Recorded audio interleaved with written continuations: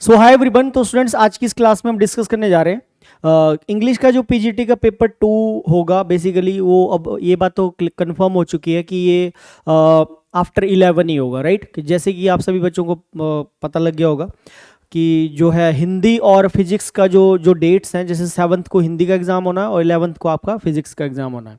तो मतलब 11 अप्रैल के बाद ही होगा। चाहे अब ये हो सकता है कि 12 अप्रैल से कॉलेज के भी एग्जाम्स हैं, तो हो सकता है ये मई मंथ में भी जाए। ठीक है, मुझे ऐसे मतलब पर्सनली लग रहा है। मैं कोई आपको मतलब कंफर्म नहीं बता रहा हूँ, क्योंकि 12 अप्रैल से फिर कॉलेजेस के एग्जाम्स भी हैं, राइट। तो क्योंकि इसमें टीचर्स की एंगेजमेंट भी रहती है, मतलब ड्यूटी लगती है टीचर्स की, राइट। तो हो सकता है कि मई मंथ में हो, बट हम 11 के बाद ये कभी भी हो सकता है, मतलब कोई किसी भी डेट, अप्रैल महीने में भी डेट आ सकती है इंग्लिश के पेपर की। तो अब फर्दर क्या प्लानिंग रहेगी, ठीक है। तो ये जो रिवीजन क्लासेस रहेंगी आपकी यूट्यूब के ऊपर, ठीक है। तो 15 डेज का एक लेक्चर प्लान है जो आज की इस क्लास में मैं आपसे डिस्कस करूंगा। जैसे कि आपको पता है कि जब हम इंग्लिश के सिलेबस को देखते हैं तो उसके अंदर टोटल 18 पॉइंट्स हैं, है ना। 18 पॉइंट्स हैं, 18 पॉइंट्स में उन्होंने डिवाइड किया हुआ है। उसी में फिर वर्ल्ड फिक्शन है, किसी पॉइंट में उन्होंने लिंग्विस्टिक का पॉइंट डाल दिया है, शायद 9th पॉइंट है, 8th या 9th पॉइंट, राइट। फिर जो है तो उसके आधार पे ही ये लेक्चर प्लान मैंने बनाया कि कैसे हमने जो है 15 दिन के अंदर अपने रिवीजन करना है, और इसमें ज़्यादा से ज़्यादा हमें करनी है प्रैक्टिस, राइट। क्योंकि अब सिलेबस तो जितना था मतलब आपने पढ़ लिया होगा मोस्टली, राइट। तो जो भी था तो हमने पेड बैचेस में भी उसको पढ़ा दिया, ऑलमोस्ट सिलेबस हमारा डन हो चुका है। तो इस क्लास के अंदर हम देखेंगे कि 15 दिन के अंदर हम कैसे अब जो है चीज़ों को करेंगे। तो English PGT paper 2 revision classes रहेंगी, ये लेक्चर प्लान रहेगा, ठीक है। कैसे रहेगा तो वो हम देखते हैं। अब मैंने जो सिलेबस है, जो इंग्लिश लिटरेचर का जो ये सिलेबस है पीजीटी पेपर 2 का, राइट। तो इसमें हर पॉइंट के ऊपर जो है किसी किसी क्लास में जो है मैं मिक्स एमसीक्यूज 2 पॉइंट के भी हम कर सकते हैं। जैसे कि अगर आप सिलेबस को चेक करोगे तो उसमें पहला पॉइंट है history of English literature from Chaucer to 1800, ठीक है। तो चौसर से लेके 1800 तक history of English language, English literature, sorry not language, English literature. तो अंग्रेजी साहित्य का जो भी इतिहास है चौसर से लेके 1800 तक, राइट। तो उसके एमसीक्यूज का हम फर्स्ट लेक्चर करेंगे, ठीक है। एमसीक्यूज इसी पॉइंट पे रहेंगे टिपिकली क्लास 1 के अंदर। फिर क्लास 2 और क्लास 3, क्योंकि अगर आप सेकंड पॉइंट देखोगे सिलेबस के अंदर तो उसमें जो है पोइट्रीज, बहुत सारे राइटर्स की पोइट्रीज आ जाती हैं, ठीक है। तो एमसीक्यूज रहेंगे हमारे सेकंड और थर्ड, इन 2 लेक्चर्स में हम करेंगे MCQs on poetry from Chaucer to Pope. अब इसमें 2 लेक्चर्स मैंने एमसीक्यूज के क्यों रखे हैं, क्योंकि यहाँ पे राइटर्स बहुत ज़्यादा है, बहुत सारे राइटर्स की पोइट्री आ जाती है यहाँ पे, ठीक है। और एक ही राइटर की आपको आगे जाके 6 पोएम्स हैं, ठीक है। तो अब उन सारे राइटर्स के एमसीक्यूज को अगर हमें थोड़ा करना होगा तो कम से कम 2 मिनिमम 2 लेक्चर्स तो बनते हैं, ठीक है। उसमें भी आप लगा के चलो कि हम जो है 30-40 की रेशियो भी लगा के चलते हैं, तो मतलब 80 to 90 क्वेश्चंस हमारे जो है सेकंड और थर्ड पॉइंट पे बनेंगे, ठीक है। तो ये सिलेक्टेड क्वेश्चंस रहेंगे, एक्सपेक्टेड एमसीक्यूज रहेंगे जो भी हम करेंगे इन 15 डेज की क्लासेस में, रिवीजन क्लासेस में, ठीक है स्टूडेंट्स। तो इसमें MCQs on poetry from Chaucer to Pope, ये रहेगा हमारा सेकंड और थर्ड लेक्चर इस पॉइंट के ऊपर। फिर क्वेश्चन क्लास नंबर जो 4 रहेगी उसमें एमसीक्यूज करेंगे हम जितने भी एलिजाबेथन एज में जो फेमस ड्रामाटिस्ट थे विलियम शेक्सपियर, उनके जितने भी कंटेम्प्रेरीज रहे। ये छोटी यूनिट है, ठीक है। जैसे इसमें आपने वो सारे जो 4 या 5 राइटर्स हैं इस पॉइंट में, 4th पॉइंट में, तो 4-5 जो है इनके जो कंटेम्प्रेरी राइटर्स हैं, उन सारे राइटर्स के एमसीक्यूज मैं आपको करवाऊंगा क्लास नंबर 4 में, ठीक है जी। उसके बाद 5th लेक्चर रहेगा हमारा, उसमें हम एमसीक्यूज करेंगे 19th सेंचुरी फिक्शन के, राइट। तो 5th क्लास में एमसीक्यूज करेंगे 19th सेंचुरी फिक्शन के। और क्लास नंबर 6 में हम दोबारा से फिर हिस्ट्री ऑफ इंग्लिश लिटरेचर, तो इंग्लिश लिटरेचर की जो हिस्ट्री है साहित्य की, अंग्रेजी साहित्य की, उसके जो एमसीक्यूज जितने भी बनेंगे, ठीक है। तो पहले उन्होंने बताया है चौसर से 1800 तक जो हिस्ट्री ऑफ इंग्लिश लिटरेचर है उसके एमसीक्यूज, और यहाँ पे टिपिकली अलग ही है पॉइंट है, पॉइंट नंबर 6 आप सिलेबस में चेक कर सकते हो, हिस्ट्री ऑफ इंग्लिश लिटरेचर, इसके एमसीक्यूज अलग से करने हैं। फिर यहाँ पे ही एक और पॉइंट है 19th एंड 20th सेंचुरी, मतलब जो मॉडर्न एरा है 19th और 20th सेंचुरी में, जिसमें आपकी वर्जीनिया वुल्फ आ जाती है, ठीक है, जॉर्ज GB शॉ आ जाते हैं, हमारे जो DH Lawrence, sons and lovers, ये मॉडर्निस्ट पोएट थे, है ना। तो उस 19th और 20th सेंचुरीज का जो लिटरेचर है, ठीक है, उसको भी थोड़ा सा हमें यहाँ पे रिव्यू करना है MCQs के दौरान।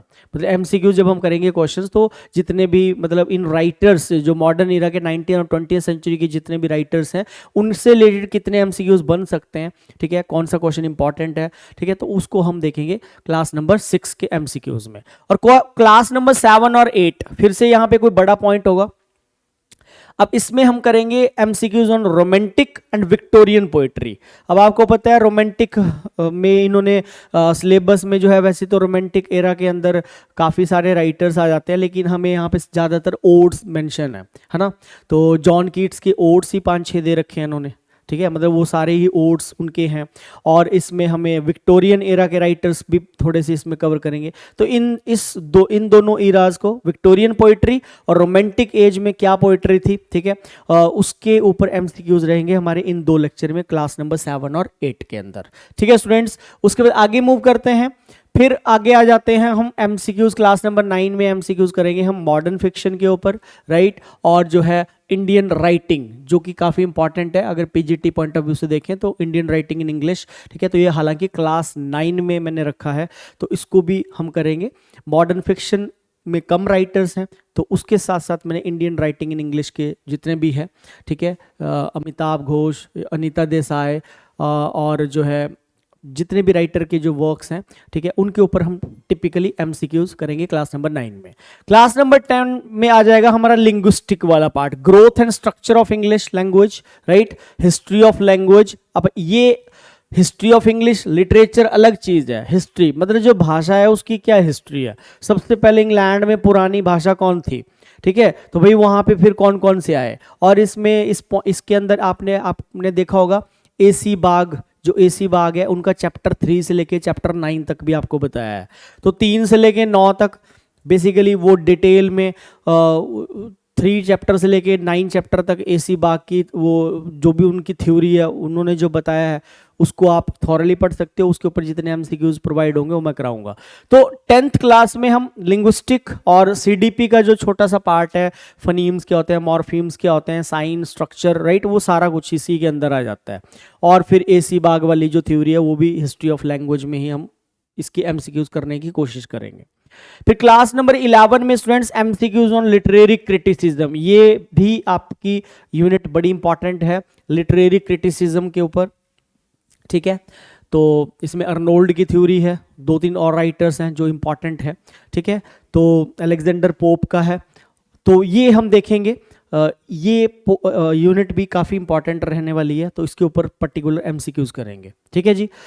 उसके बाद क्लास नंबर 12th में मॉडर्न ब्रिटिश और अमेरिकन पोइट्री के ऊपर, जितने भी जो मॉडर्न ब्रिटिश और अमेरिकन जो पोइट्री थी, जो फ्री वर्स पे फोकस करती थी, ठीक है, तो उन राइटर्स के जितने भी वर्क्स हैं मेंशन्ड उनको करेंगे।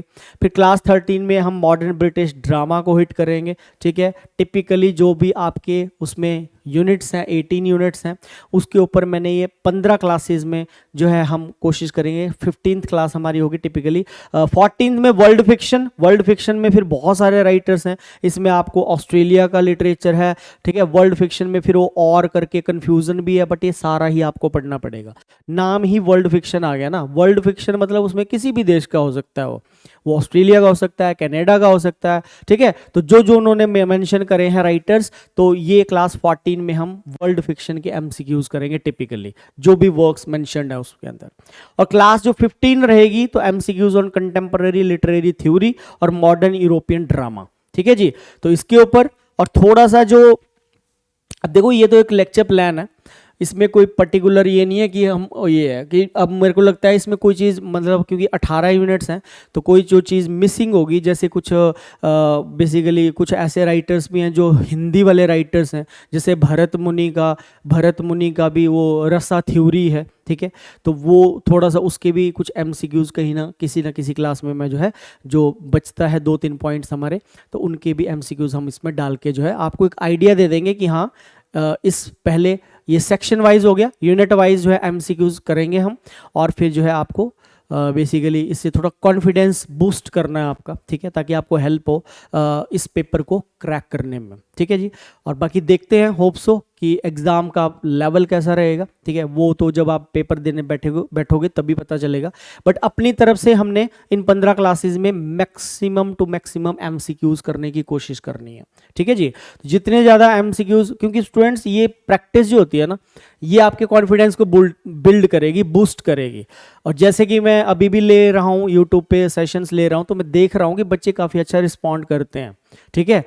हालांकि कुछ क्वेश्चंस बीच में, क्योंकि लिटरेचर है, बहुत ज़्यादा डेप्थ है, किसी भी सेक्शन से क्वेश्चन आ सकता है, क्योंकि ये तो पूरा बहुत डिटेल में है, बहुत वास्ट है लिटरेचर, राइट। लेकिन जो मैं खुद भी ऑब्जर्व करता हूँ कि काफ़ी मतलब एडिशनल चीज़ें भी बच्चे वहाँ यूट्यूब पे कमेंट करते हैं, ठीक है, उस क्वेश्चन से रिलेटेड आसपास वाली सराउंडिंग्स वाली जो नॉलेज है उसको भी बच्चे काफ़ी एक्सप्लेन करते हैं, तो ये बहुत अच्छी बात है, ठीक है। क्योंकि देखो, जितना आप डीपली पढ़ोगे, जितना आप बैकग्राउंड में जाओगे, अगर पेपर कहीं थोड़ा सा टफ आ गया, या कई बार ऐसा होता है कि क्वेश्चन आसान होता है लेकिन उसके जो ऑप्शंस होते हैं, अभी कोडिंग बना के दे देगा, भाई सेकंड थर्ड आंसर है, थर्ड या फोर्थ आंसर है। अब जैसे आप यूपीएससी का पेपर फाइट करते हैं, या एचएएस का एग्जाम होता है हिमाचल का, तो उसमें जो जीके आती है वो डायरेक्ट थोड़ी आती है ना, उसमें ऑप्शंस को बहुत कॉम्प्लिकेट कर देता है। तो होप्स ऑफ पीजीटी में इतना मुझे नहीं लगता जितना कि यूजीसी नेट का जो लेवल होता है। यूजीसी नेट में तो फिर यही होता है, उसमें तो लंबे लंबे ऑप्शंस आते हैं, ठीक है, ऐसे आपको मैचिंग करना पड़ता है, उसके लिए फिर आपका डीप इनसाइट चाहिए अंदर, मतलब काफ़ी ज़्यादा बैकग्राउंड चाहिए। जब बल्कि अगर पिछले पेपर को हम चेक करें पीजीटी के, तो इसमें इतना कोई घुमा के नहीं डालता है, ठीक है। क्वेश्चंस हालांकि थोड़े घुमा के डालता है, बट ऑप्शंस मैंने देखा सीधे सीधे होते हैं इसके अंदर, पीजीटी के अंदर, ठीक है, क्योंकि थोड़ा सा लेवल इसका कहीं ना कहीं हल्का है। अब लेट अस होप कि आपका जो ये पेपर है बहुत अच्छा जाए, और हम सिविल स्टाफ की पूरी टीम आपके साथ सहयोग करेगी, ठीक है जी। और लास्ट में थैंक यू, और पेपर से पहले आपको क्या रहेगा, बेस्ट ऑफ लक, ठीक है। आप सभी का एग्ज़ाम क्लियर हो जाए, हम भगवान से यही दुआ करते हैं कि आपने जो मेहनत करी है, ठीक है। और मैं ये चाहता हूँ कि ये पेपर कुछ ज़्यादा एक्सटेंड, ज़्यादा आगे नहीं जाना चाहिए, ठीक है, तो ये हो जाना चाहिए, क्योंकि ये ना एक हमारी ऐसी होती है कि हम फिर थोड़ा ना टेक फॉर ग्रांटेड लेने लग जाते हैं कि हाँ अभी तो 1.5 महीना पड़ा है, राइट। तो ऐसा नहीं है, आप अपनी तैयारी को उसी पेस के साथ लेके चलो। 11 के बाद ये कभी भी मान के, पहले आप 29 से मान रहे थे कि भैया 29 के बाद कभी भी हो सकता है, अब आप 11 के बाद कभी भी इसको अज्यूम कर लो कि कभी भी हो सकता है पेपर।